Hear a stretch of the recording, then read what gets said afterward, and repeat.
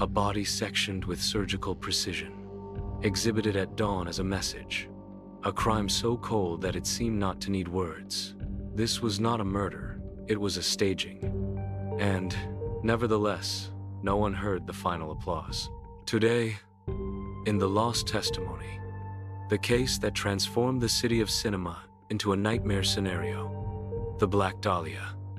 Elizabeth Short, 22 years old, a dream, and a question that has not rested since 1947, Los Angeles.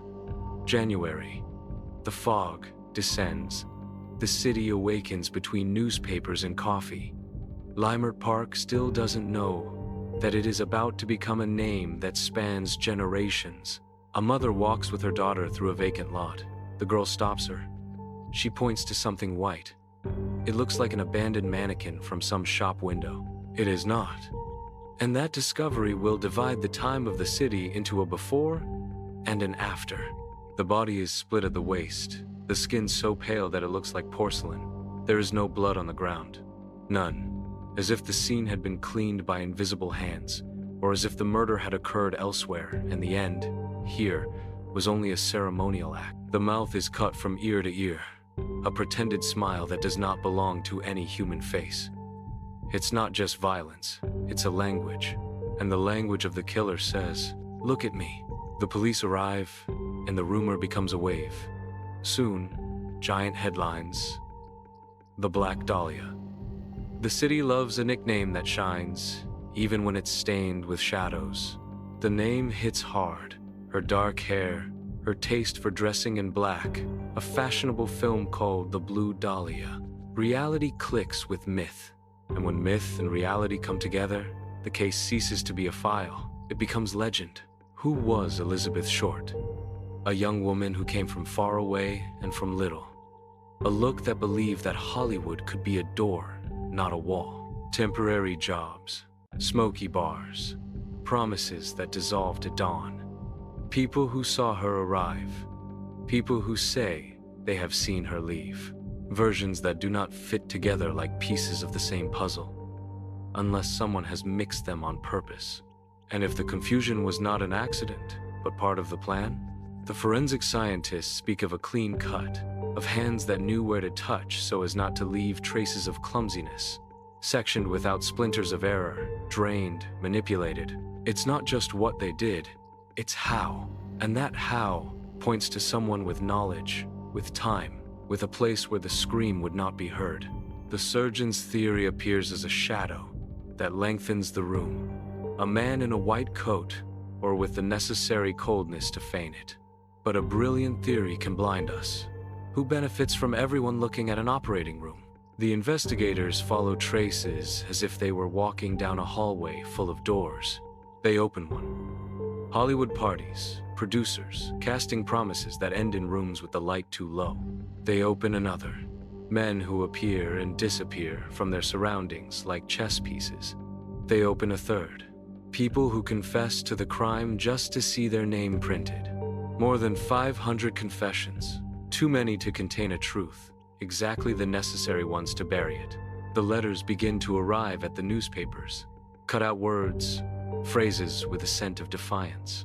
The assassin sometimes signs as if playing a character, sometimes as if hiding behind a chorus of voices. The case is no longer just a crime, it is a dialogue. And when the assassin speaks, the city listens. But what happens if the whole city is mishearing? There is talk of a doctor. One speaks of a last name that years later will point out its own son, become a detective, as if the past had the obstinacy of a wound that does not close. The story is powerful. Elegant house, parties with impossible guests, secrets in rooms with walls that are too thick, the precision of the cut, the closeness to power, the possibility that the crime scene was a private operating room. When everything fits, be suspicious. Sometimes the perfect puzzle is an illusion built with borrowed pieces. Another door opens towards the mafia. Veiled messages, debts, women used as a warning, a body, not as a result, but as a card on the table. The way it was placed, suggests a play with an audience. And when there is an audience, there is intention. To whom was it directed? What did he swear silence after looking too much? There is a third route. The lone assassin, a meticulous predator who chose Elizabeth not for who she was, but for what she represented. The defenseless dream, the vulnerable city at its crossroads at night, the perfect victim for an ego that needed to decorate its own horror with theatricality. This theory has strength because it doesn't need conspiracies. It only needs a mind that believes itself to be the director of its own film. But even this version stumbles on a detail that makes it uncomfortable. The absent blood, the impeccable logistics, the transfer, the cleaning. A lone wolf, yes, but with a workshop to his measure.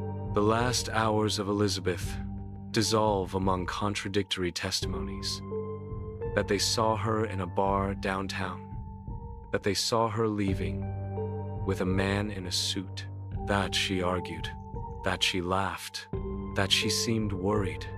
There is no certainty. There are echoes. Sometimes, in cases that are not resolved, the truth is not lacking. It is excessive. Excess noise. Excess witness. Excess version.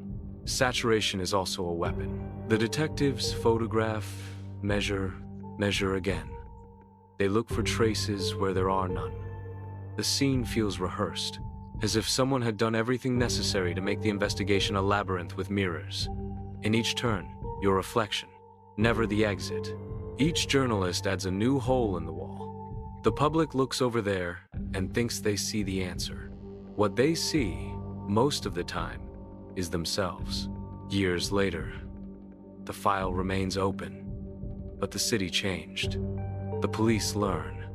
The press changes its code of conduct. The border between information and spectacle is marked by the outline of that body in a vacant lot. The case inspires books, movies, obsessions. Each one promises a resolution. Each one postpones it a little more. When something becomes a myth, its function is no longer to be resolved. It is to persist. There are details that few mention. The precise time in which the body could have been placed without being seen. The least patrolled routes at that hour of dawn. The possibility of a vehicle stopping. Two shadows working fast. The final posture corrected as if someone were adjusting a crooked painting before approving the scene. It is a choreography. And in a choreography, the steps are learned. Is such brutality improvised, or is it rehearsed? There's also an emotional pattern. Those who knew her speak of a young woman who was looking for something bigger than herself. A role, a place in a city that demands brilliance. That aspiration, admirable and common, becomes the common thread of a silent danger. The type of man who feels authorized to promise with one hand and demand with the other. In each bar, in each office, in each car that left her in a different corner, could have been the beginning of the end. The question is not only who killed her, but how many took advantage of the fact that she was still alive. If we compare the case with other crimes of the time, we see repeated signs, bodies exhibited, messages to the press, letters that play with public opinion, the killer as author, the victim as text, the newspaper as stage, and the city as captive reader. In that framework, surgical precision is not a coincidence. It is the stylistic resource of someone who wanted to sign with a sharp tool. So why is there no resolution? It may be simple, because the killer was protected. Because he belonged to a circle that knows how to close doors and windows. Or it can be even more disturbing, because there is not a single hand. Because the crime we saw was the final result of many small decisions, of many negligences, of many shadows that became useful without wondering for what. When the responsibility is divided, the blame evaporates.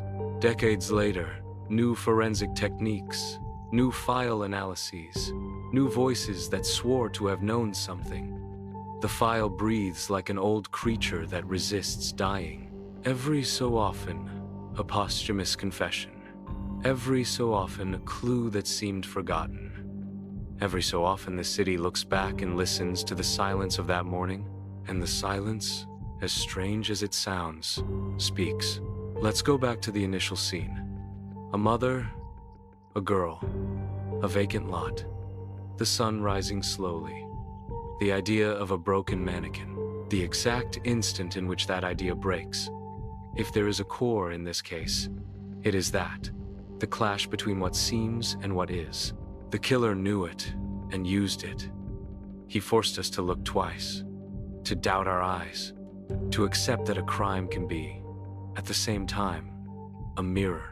Was he a doctor with trained hands and a comfortable life sustained by secrets? Was it a message from people who don't sign letters, but control headlines? Was he a predator who found his best hiding place in the myth? Perhaps the answer is in the sum. Surgical precision, group logistics, artist's ego. Perhaps the monster is not one. It is a choreography of monsters. If today we were to walk through that same place, we would see houses, cars, a city that decided to continue. But beneath the surface, Los Angeles retains that uncomfortable heartbeat. The memory of a scene designed so that it is never forgotten. And that is never fully understood. There are crimes that are solved with evidence.